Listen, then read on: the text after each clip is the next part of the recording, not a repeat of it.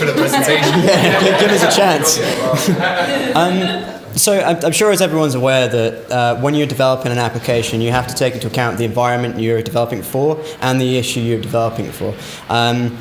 For us, the environment was the hospital setting, specifically a ward, and the issue is that in a ward you have a bunch of papers essentially at each bed.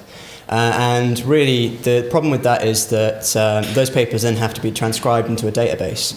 That's a very manually intensive process, and there are chances of errors going along that. So what we did is we approached this from the idea of taking that data directly from the bedside and getting it to the database as soon as possible. So the way that we did that is that we used HTML, CSS, React, and Redux on the front end, and Firebase the back end. Like Stephen was saying, we started out with thinking about what are the stories, what would happen with this service, how is it going to work, who's going to use this service. And off the back of that, we've built this data model, which is just a mock. It's 400 lines, and it's just the skeleton. Imagine a patient records that you guys all have. They're massive. It's probably 10 to 100 times bigger than what we have on the screen. So that also plays into why we chose Firebase. We wanted it to be quick, we wanted it to be snappy, we wanted to handle a lot of data.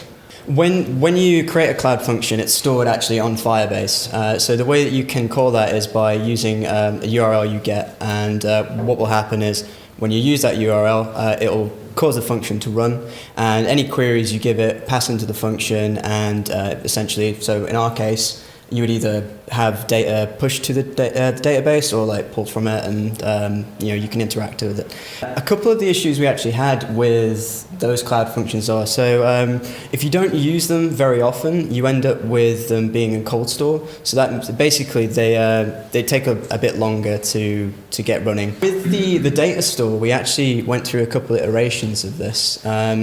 So initially this was a lot flatter, and what we wanted to do with that is just have the data available in the most simple format. But that didn't quite work to plan, and we ended up having to change it. What Stephen was talking about, the cold store, you can see some of the performance that we have here.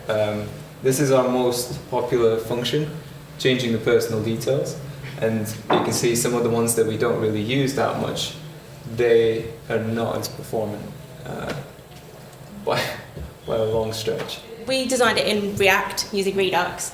The choice for that and not go down a native app route is obviously the nature of the data that we were handling. You wouldn't want the doctor to be accessing that on the bus or something and taking it away, so it wouldn't really need to be a mobile application. And we also had the idea that we were really interested in doing some animations and some complex CSS, and we looked into the two, and React at the minute actually allows for a lot more flexibility in that. And then finally, this is what our component structure looks like. So many components living on mainly the 2 pages. As you can see, it's quite heavy with what goes through one another. So here you can enter your credentials. So you've now entered the user page where you can click on one of these guys and a list will render eventually. And then you can click on that and it will render the patients that are in that particular ward, or if the doctor or nurse knows the patient by name, then they can type in and go straight to it. And then we've also got test results in the middle, so you've got your bloods and your urine test results that all populate with data from the database.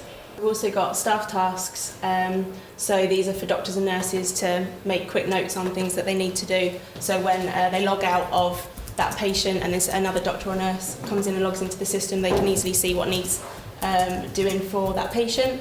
And it also saves it to the database as a form of a care log of how they've been treated while they're in hospital. From a database as well, at some point, we've had a few points where you guys have asked for stuff, and because Firebase was so quick and easy to work with, we could just implement it straight away, and it wasn't a real issue. We could just be flexible and agile and respond to how the other team was needing the data.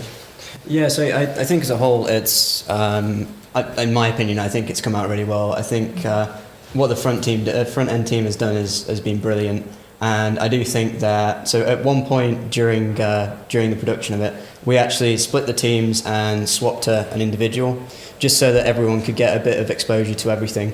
And what we've learned from this is, yeah, it's it's awesome. I didn't know Firebase at all before I started this, and I'm probably going to be using that sort of thing going forward. And I hope everyone else sort of like sees the benefit of it. Yeah. But yeah, good work, guys, and thanks for listening.